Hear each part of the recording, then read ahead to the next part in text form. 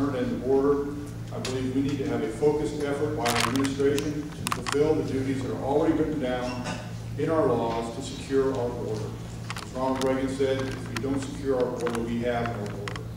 And I believe until we do that, we're not going to solve this illegal immigration problem. And I do not support amnesty for illegals.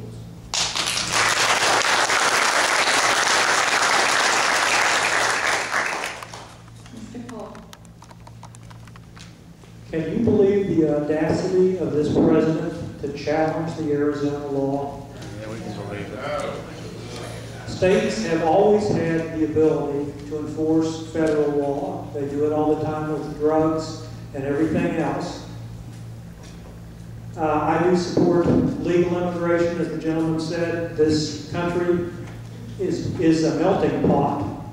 But to be a melting pot, if you're going to come here, you must learn our language, you must obey our laws, and you must pledge allegiance to this country, not to any other country. Yeah.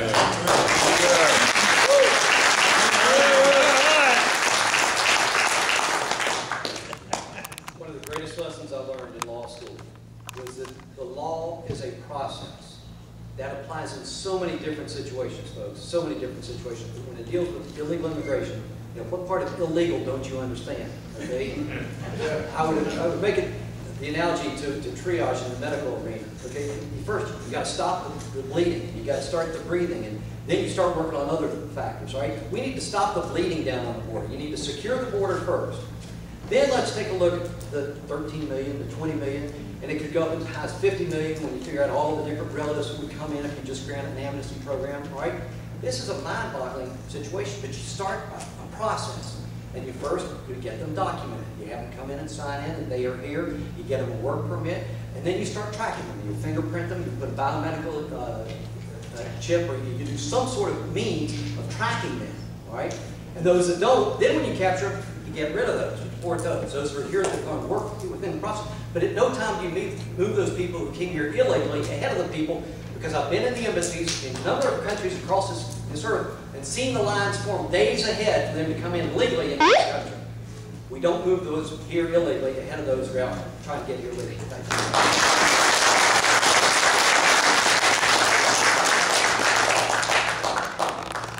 Well, a couple things. I've listened to everybody here, and I don't know how much more I can add to that other than the word illegal means illegal. So let's secure the borders and let's stop them from coming across the border. You know, I want to just say something to y'all though. We only have about 19 days, I think, until the election. So take a hard look at West Virginia and where your elected officials have stood on all the issues coming out of Washington, D.C. Not just illegal immigration, not just governmental health care, but they have been silent. They have said nothing. I haven't heard the governor comment other than to put Clark Goodwin in. I haven't heard anything from Rockefeller. I mean, I've called his office a million times. Alan Mollahan, I got an automated response back with a letter, probably like every person in this room. Listen, we've got a lot of issues. Illegal immigrants is one, health care, too much spending. We've got people that go to Washington, D.C., they claim to be pro-life, and then they go with the abortion.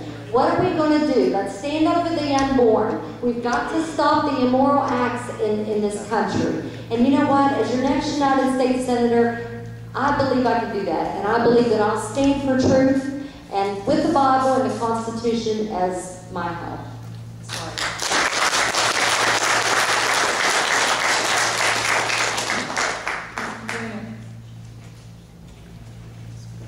Illegal immigration. We have a president that is too little, too late. And by that I mean that his response to border security is to send a few thousand U.S. troops and think that that's going to work. I have two sons that serve over in Korea, and we have secured the Korean border securely. We've used the U.S. military, and I'm absolutely certain that we have a better self-interest in securing the United States border with our troops, but you've got to assign troops to do that in sufficient manpower. And when we see a politician that's been basically a professional community organizer and has never held a real job, now he's commander-in-chief, and what he did with General McChrystal's recommendation, too little, too late, and a half of the troop recommendations, that's what he's done with the border, and that's why the border is so porous in the United States now.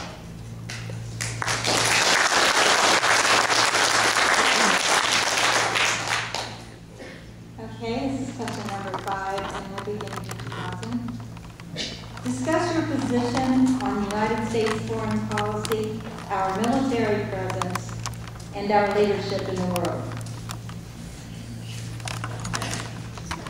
Well, my position on the United States foreign policy, our military presence, and leadership throughout the world. I'm saying that hoping that Mr. Heckler was able to hear the question. The foreign policy of this nation has not been a policy that I believe that our founding fathers ever had envisioned for this nation. We have become the police officers for the nation and for the country, or the world abroad.